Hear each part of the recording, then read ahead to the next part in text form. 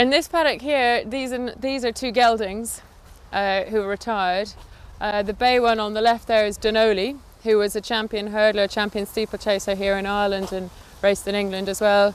And the chestnut there is Vintage Crop, who was the first horse from the Northern Hemisphere to go to Australia to run in the Melbourne Cup, and he won it. Yeah, there's two Irish heroes in this paddock. They're both about 16, 17 years old, in retirement. They're both real heroes for people in Ireland. They love to come and see them.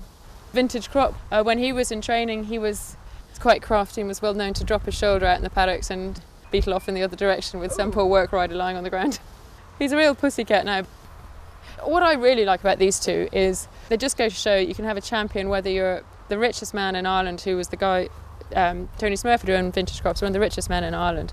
He was trained by Ireland's biggest trainer, best known trainer, Dermot Weld. Danoli was trained by a dairy farmer who was a part-time trainer, has only a few horses every now and again, Tom Foley, and he was owned by just ordinary people, Dan and Olive.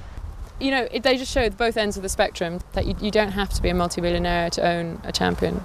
They're inseparable now. When the Irish St Ledger comes on here, which Vintage Crop won a couple of times, he'll go over to the Curragh, to the racecourse in the parade, but Danoli has to go with him because they get so upset without each other. And likewise, Danoli has to go somewhere to make an appearance somewhere, and Vintage Crop will have to go along with him. Yeah, the terrible twosome. That's great. Yeah, they're very sweet. Yeah.